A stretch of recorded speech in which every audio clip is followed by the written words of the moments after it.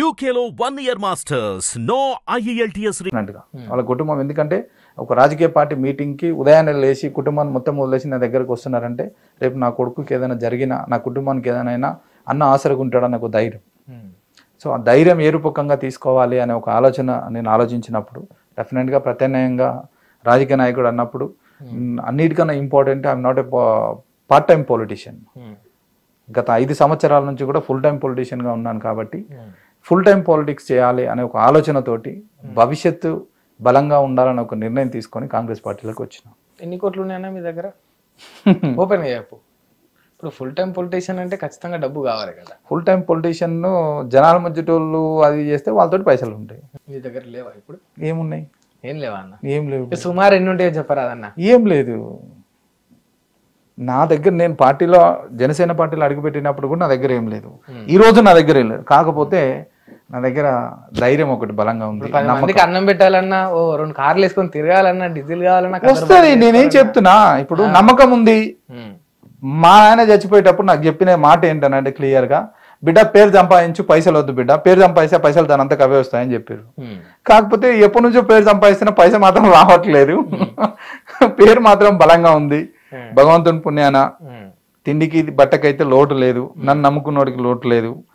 ఏ problem వచ్చినా, ఏ రాత్రి వచ్చినా ఫోన్ చేస్తే, ఇందాక నువ్వు అన్నావు కదా ఒక 10 మందికి అన్నం పెట్టాలి అని అంటే, నేను పెట్టలేకపోయినా నేను ఒక ఫోన్ చేస్తే ఆ 10 కాదు ఇంకో 100 మంది కన్నా అన్నం పెట్టేటువంటి నా మిత్రులు, నా సహచరులు నాకు ఆ సపోర్ట్ అయితే డెఫినెట్గా ఉంది.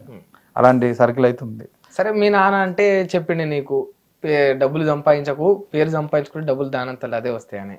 గతంలో మీ అమ్మ కూడా చెప్పినట్టున్నది మేబీ నీతోటి, అన్నను వదిలిపెట్టకు, అన్నకు తోడుండని. డెఫినెట్గా.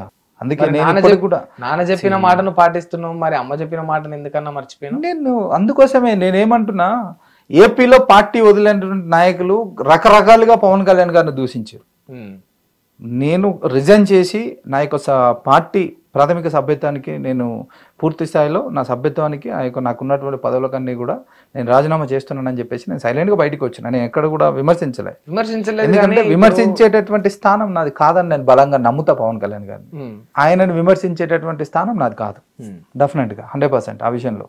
ఎందుకనంటే ఎప్పుడైనా బాధ అనిపించిందా ఎందుకు వదిలేసి వచ్చిన పవన్ కళ్యాణ్? ఏం అనిపించలేదు. ఎందుకనంటే పవన్ కళ్యాణ్ గారు లాంటి ఒక గొప్ప నాయకుడిని, అలాంటి పార్టీని అన్నది పక్కకు పెడితే, అలాంటి నాయకుని నీడలోంచి నేను పక్కకు వచ్చినానంటే అదే స్థానంలో నేను ఇంకొక వ్యక్తిని ఊహించుకున్నా. అలాంటి స్వభావం ఉన్నటువంటి వ్యక్తే ఈ రోజు రాజేష్ రెడ్డి గారు. కాబట్టి నాకు ఎప్పుడు ఆలోచన రాలేదు.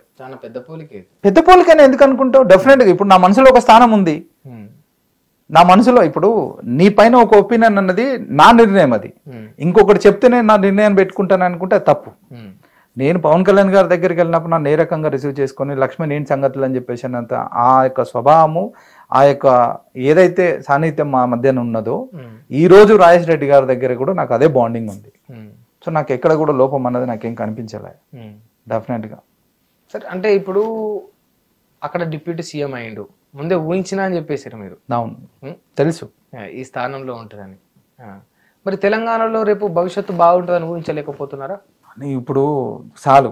నేనేమంటున్నానంటే టైం చాలా అయింది ఇప్పటికే. నాకు టైం ఉంది, ఇంకా టైం కావాలి, నేను సస్టైన్ కావాలి. ఎప్పుడు అయ్యేదాని గురించి వ్యక్తుల పేర్లు చెప్తా, వాళ్ళ గురించి 1 word ఆన్సర్ ఇవ్వు. ఫస్ట్ పవన్ కళ్యాణ్ గారు. డైమండ్, భారతదేశ నిశ్శబ్ద విప్లవకారుడు. నరేంద్ర మోడీ. మేధావి. రేవంత్ రెడ్డి.